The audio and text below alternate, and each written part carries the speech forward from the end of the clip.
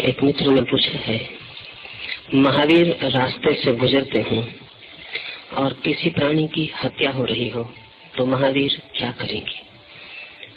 किसी स्त्री के साथ बलात्कार की घटना घट रही हो तो महावीर क्या करेंगे? क्या वे अनुपस्थित हैं ऐसा व्यवहार करेंगे? और कोई असीम पीड़ा से करा रहा हो तो महावीर क्या करेंगे? इस संबंध में थोड़ी सी बातें समझ लेनी उपयोगी हैं। एक तो महावीर गुजरते हो रास्ते से और किसी की हत्या हो रही हो तो हत्या में जो हम देख पाते हैं वो महावीर को नहीं दिखाई पड़ेगा। जो महावीर को दिखाई पड़ेगा वो हमें कभी दिखाई नहीं पड़ता है। पहले तो इस भेद को समझ लेना चाहिए।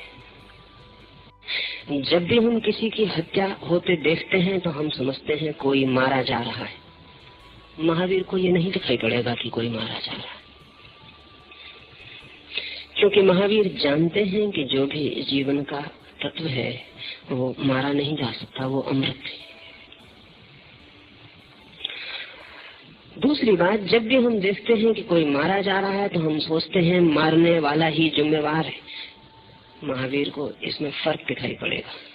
जो मारा जाता है वो भी बहुत गहरे अर्थों में जिम्मेवार है और हो सकता है केवल अपने ही किए गए किसी कर्म का प्रतिफल पाता हो। जब भी हम देखेंगे तो मारने वाला जिम्मेवार और मारा जाने वाला हमेशा निर्दोष मालूम पड़ेगा। हमारी दया और हमारी करुणा उसकी तरफ बहेगी जो मारा जा रहा है। महावीर के लिए ऐसा जरूरी नहीं होगा, क्योंकि महावीर का देखना और गहरा है। हो सकता है कि जो मार रहा है वो केवल एक प्रतिकर्म पूरा कर रहा हो, क्योंकि इस जगत में कोई अकारण नहीं मारा जाता है। जब कोई मारा जाता है तो वो उसके ही कर्मों की फल की श्रृंखला का हिस्सा होता है।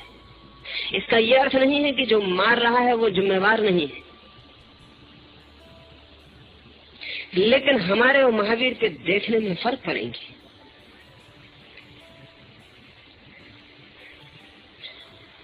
जब भी हम देखते हैं कोई मारा जा रहा है तो हम सोचते हैं निश्चित ही पाप हो रहा है, निश्चित ही बुरा हो रहा है, क्योंकि हमारी दृष्टि बहुत सीमित है। महावीर इतना सीमित नहीं देख सकते। महावीर देखते हैं जीवन की अनंत श्रृंखला को। यहाँ कोई भी कर्म अपने में पूरा नहीं है, वो पीछे से जुड़ा है और आगे से भी। हो सकता है कि अगर हिटलर को किसी आदमी ने मार डाला होता 1930 के पहले तो वो आदमी हत्यारा सिद्ध होता। हम नहीं देख पाते कि एक ऐसा आदमी मारा जा रहा है जो कि 1 करोड़ लोगों की हत्या करेगा। महावीर ऐसा भी देख पाते और तब तय करना मुश्किल है कि हिटलर का हत्यारा सच में बुरा कर रहा था या अच्छा कर रहा था, क्योंकि हिटलर अगर मरे तो करोड़ लोग बच सकते हैं। फिर भी इसका यह अर्थ नहीं है कि हिटलर को जो मार रहा था वो अच्छा ही कर रहा था। सच तो यह है कि महावीर जैसे लोग जानते हैं कि इस पृथ्वी पर अच्छा और बुरा ऐसा चुनाव नहीं है, कम बुरा और ज्यादा बुरा ऐसा ही चुनाव है। लेसर इविल का चुनाव है। हम आमतौर से 2 हिस्सों में तोड़ लेते हैं, ये अच्छा और ये बुरा। हम जिंदगी को अंधेरे और प्रकाश में तोड़ लेते हैं। महावीर जानते हैं कि जिंदगी में ऐसा तोड़ नहीं है। यहाँ जब भी आप कुछ कर रहे हैं तो ज्यादा से ज्यादा इतना ही कहा जा सकता है कि जो सबसे कम से कम बुरा विकल्प था वो आप कर रहे हैं। वो आदमी भी बुरा कर रहा है जो हिटलर को मार रहा है, लेकिन जो संभव हो सकता है हिटलर से वो इतना बुरा है कि इस आदमी को बुरा कहें। तो पहली बात मैं ये कहना चाहता हूँ कि जैसा आप देखते हैं ऐसा महावीर नहीं देखेंगे।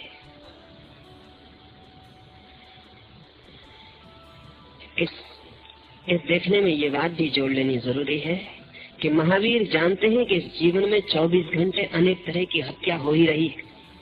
आपको कभी कभी दिखाई पड़ती है। जब आप चलते हैं तब किसी की आप हत्या कर रहे हैं, जब आप सांस लेते हैं तब आप किसी की हत्या कर रहे हैं, जब आप भोजन करते हैं तब किसी की हत्या कर रहे हैं। आपकी आंख की पलक भी झपती है तो हत्या हो रही है। हमें तो जब कभी कोई किसी की छाती में छुरा भोंकता है तभी हत्या दिखाई पड़ती है। महावीर देखते हैं कि जीवन की जो व्यवस्था है वो हिंसा पर ही खड़ी है। यहाँ 24 घंटे प्रतिपल हत्या ही हो रही है। एक मित्र मेरे पास आए थे, वो कह रहे थे कि महावीर जहाँ चलते थे वहाँ अनेक अनेक मीलों तक अगर लोग बीमार होते तो तत्काल ठीक हो जाते थे। मेरा मन हुआ उनसे कहूं कि शायद उन्हें बीमारी के पूरे रहस्यों का पता नहीं, क्योंकि जब आप बीमार होते हैं तो आप तो बीमार होते हैं, लेकिन अनेक कीटाणु आपके भीतर जीवन पाते हैं। अगर महावीर के आने से आप ठीक हो जाएंगे तो अनेक कीटाणु मर जाएंगे तत्काल। तो महावीर इस झंझट में न पड़ेंगे, ध्यान रखना, क्योंकि आप कुछ विशिष्ट है ऐसा महावीर नहीं मानते। यहाँ प्रत्येक प्राण का मूल्य बराबर है, प्राण का मूल्य है। और आप अकेले बीमार होते हैं तो करोड़ों जीवन आपके भीतर पनपते हैं और स्वस्थ होते हैं। तो आप अगर सोचते हो कि महावीर कृपा करके और आपको ठीक कर दें, तो ऐसी कृपा महावीर को करनी बहुत मुश्किल होगी, क्योंकि आपके ठीक होने में करोड़ों का नष्ट होना निहित, और आप इतने मूल्यवान नहीं हैं जितना आप सोचते हैं। क्योंकि वे जो करोड़ों आपके भीतर जी रहे हैं वे भी प्रत्येक अपने को इतना ही मूल्यवान समझता है, आपका उनको पता भी नहीं है। आपके शरीर में जब कोई रोग के कीटाणु पलते हैं तो उनको पता भी नहीं है कि आप भी हैं, आप सिर्फ उनका भोजन। तो जैसा हम देखते हैं हत्या को, उतना सरल सवाल महावीर के लिए नहीं, जटिल है ज्यादा। महावीर के लिए जीवेशना ही हिंसा है, हत्या है। वो किसकी जीवेशना है इससे कोई सवाल नहीं उठता। कौन जीना चाहता है वो हत्या करेगा। ऐसा भी नहीं है कि जो जीवेशना छोड़ देता है उससे भी हत्या बंद हो जाएगी। जब तक वो जिएगा तब तक हत्या उससे भी चलेगी। हाँ, इतना महावीर कहते हैं उसका संबंध विच्छिन्न हो गया। जीवेशना के कारण उसका संबंध था। महावीर भी ज्ञान के बाद 40 वर्ष जीवित रहे। उन 40 वर्षों में महावीर भी चलेंगे तो कोई मरेगा, उठेंगे तो कोई मरेगा। यद्यपि महावीर इतने संयम में जीते हैं कि न्यूनतम जो संभव हो तो रात एक ही करवट सोते हैं, दूसरी करवट नहीं लेते। इससे कम करना मुश्किल है। एक ही करवट रात को गुजार देते हैं, क्योंकि दूसरी करवट लेते हैं तो फिर कुछ जीवन मरेंगे। धीमे श्वास लेते हैं, कम से कम जीवन का हाथ हो, लेकिन श्वास तो लेनी ही पड़ेगी। हम कह सकते हैं तो खून के मर क्यों नहीं जाते हैं, अपने को समाप्त कर दें। लेकिन जब अपने को समाप्त करेंगे तो एक आदमी के शरीर में 7 करोड़ जीवन पलते हैं, साधारण स्वस्थ आदमी के, अस्वस्थ के तो और ज्यादा। तो महावीर एक पहाड़ से अपने को खून के मारते हैं तब 7 करोड़ को साथ मारते हैं। जहर पी ले तो भी 7 करोड़ को साथ मारते हैं। महावीर जब देखते हैं हिंसा को तो जटिल है सवाल, इतना आसान नहीं जितना आपकी आंखें देखती हैं। क्या है हत्या?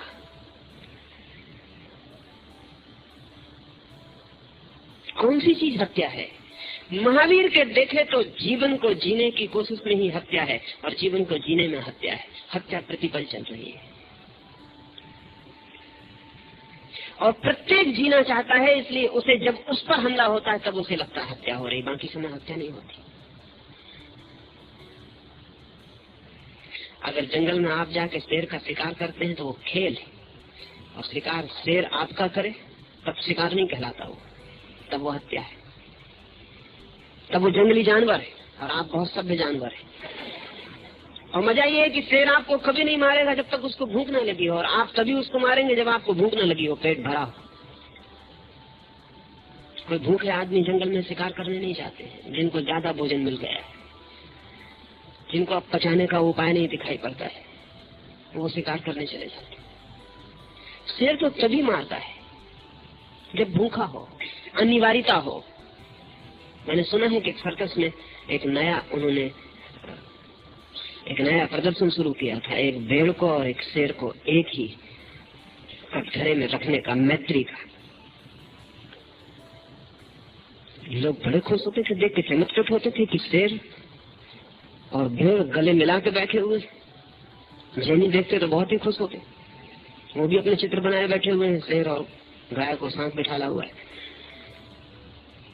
लेकिन एक आदमी थोड़ा चकित हुआ क्योंकि ये बड़ा कठिन मामला है। तो उसने जाके मैनेजर को पूछा कि है तो प्रदर्शन बहुत अद्भुत, लेकिन इसमें कभी झंझट नहीं आती? तो उसने कहा कोई ज्यादा झंझट नहीं आती। फिर भी उन्होंने कहा कि शेर और भेड़ का साथ साथ रहना, इसमें कभी उपद्रव नहीं होता? उस मैनेजर में कभी उपद्रव नहीं होता, सिर्फ हमें रोज एक नई भेड़ बदलनी पड़ती, और कोई दिक्कत नहीं है, बाकी सब ठीक चलता है। और जब शेर भूखा नहीं रहता तब दोस्ती ठीक है, फिर कोई झंझट नहीं है, फिर वो दोस्ती चलती। जब भूखा होता तब वो खा जाता है, दूसरे दिन हम दूसरी बदल देते हैं। ये प्रदर्शन में कोई इससे बाधा नहीं पड़ती। शेर भी भेड़ को हमला नहीं करता जब भूखा ना हो। गैर अनिवार्य हिंसा कोई जानवर नहीं करता सिवाय आदमी को छोड़कर।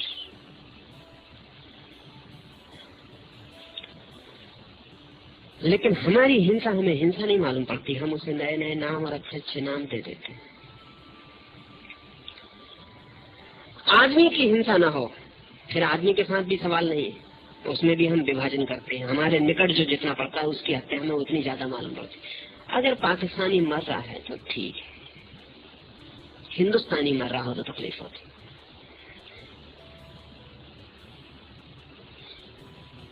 फिर हिंदुस्तानी में भी अगर हिंदू मर रहा हो तो मुसलमान को तकलीफ नहीं होती,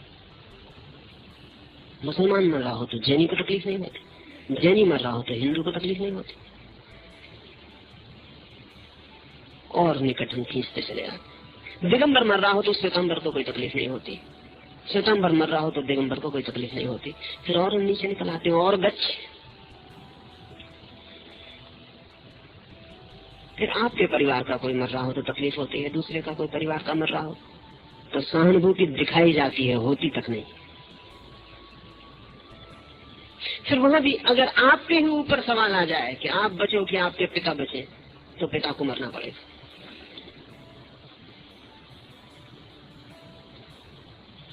भाई बचे कि आप बचे तो फिर भाई को मरना पड़ेगा। फिर इसमें भी हिसाब है, अगर आपका सिर बचे कि पैर बचे तो पैर को कटना पड़ेगा।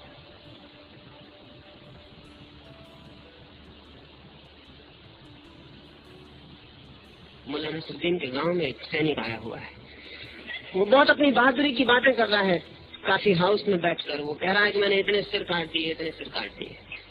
मुल्ला बहुत देर सुनता रहा, उसने कहा कि दिस इज नथिंग, ये कुछ भी नहीं। एक दफा मैं भी गया था युद्ध में, मैंने न मालूम कितने लोगों के पैर काट दिए। उस योद्धा ने कहा कि वहां से अच्छा हुआ होता कि आप सिर काटते। मुल्ला नसरुद्दीन ने कहा कि सिर कोई पहले ही काट चुका था।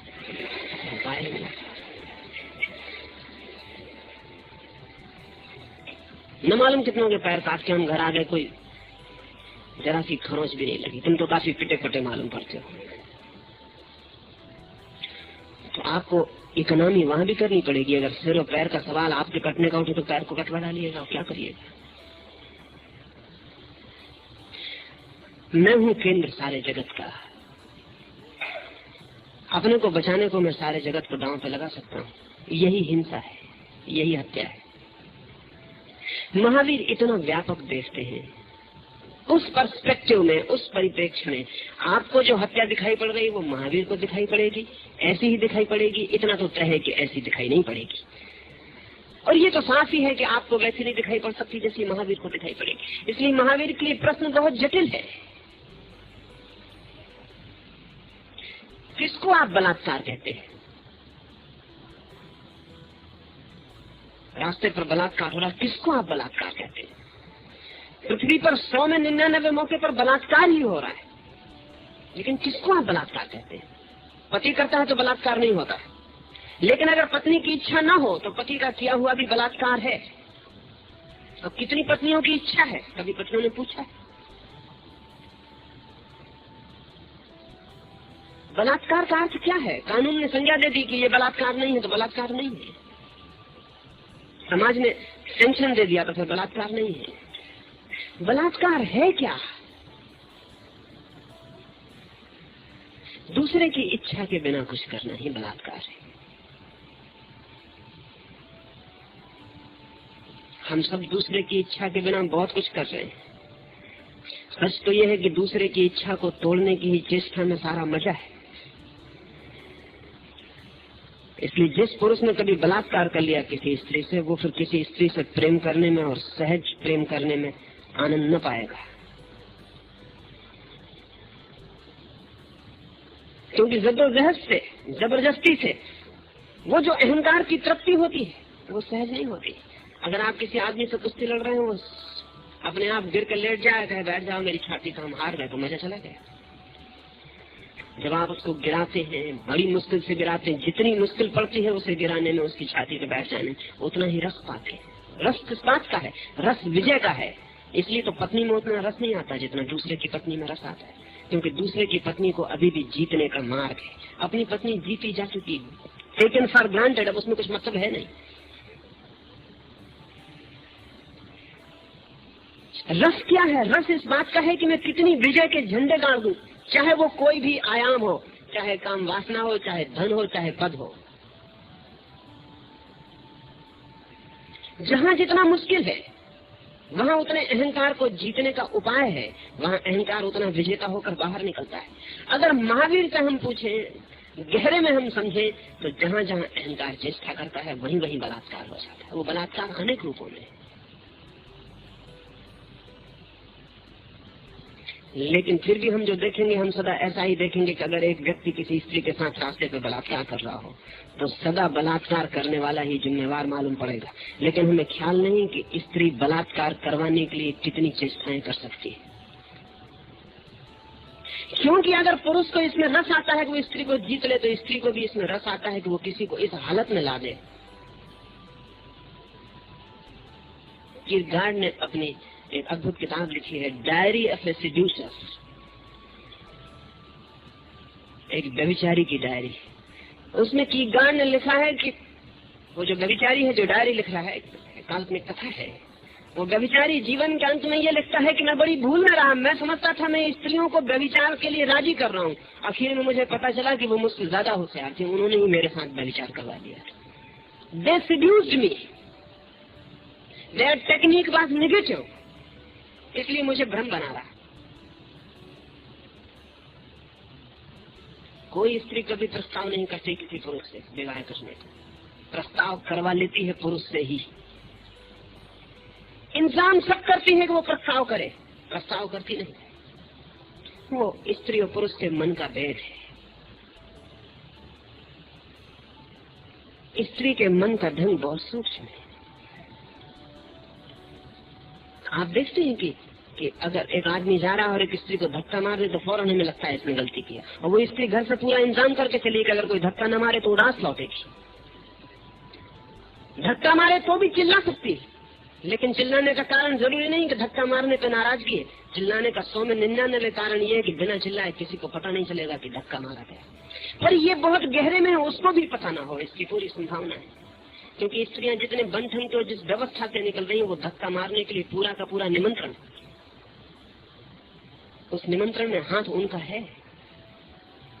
हमारे सोचने के जो ढंग है वो एकदम हमेशा पक्षपाती है। हम हमेशा सोचते हैं कुछ हो रहा है तो एक आदमी जिम्मेवार है। हमें ख्याल ही नहीं आता कि इस जगत में जिम्मेवारी इतनी आसान नहीं, ज्यादा उलझी हुई है। दूसरा भी जिम्मेवार हो सकता है, और दूसरे की जिम्मेवारी गहरी भी हो सकती है, कुशल भी हो सकती है, चालाक भी हो सकती है, सूक्ष्म भी हो सकती है। महावीर जब देखेंगे तो पूरा देखेंगे, और उस पूरे देखने में हमारे देखने में फर्क पड़ेगा। महावीर का जो विजन है वो टोटल होगा। अब दूसरी बात यह है कि महावीर कुछ करेंगे कि नहीं, भला अलग देखेंगे, ये भी समझ लिया जाए। कुछ करेंगे कि नहीं, तो मैं आपसे कहना चाहता हूँ महावीर कुछ ना करेंगे, जो होगा उसे हो जाने देंगे। इस फर्क को समझ लें। आप रास्ते से गुजर रहे हैं और किसी की हत्या हो रही, तो आप खड़े होकर सोचेंगे कि क्या करूं, करूं कि ना करूं। आदमी ताकतवर है कि कमजोर दिखता है, करूंगा तो फल क्या होंगे, किसी मिनिस्टर का रिश्तेदार तो नहीं है, करके उल्टा मैं तो ना फंसूंगा। आप 25 बातें सोचेंगे, तब करेंगे। महावीर से कुछ होगा, सोचेंगे वो नहीं। सोचना वक्त बीते जा चुका, जिस दिन सोचना गया उसी दिन वे महावीर हुए। विचार अब नहीं चलता, विचार हमेशा पार्शियल होता है, टोटल विजन होता है।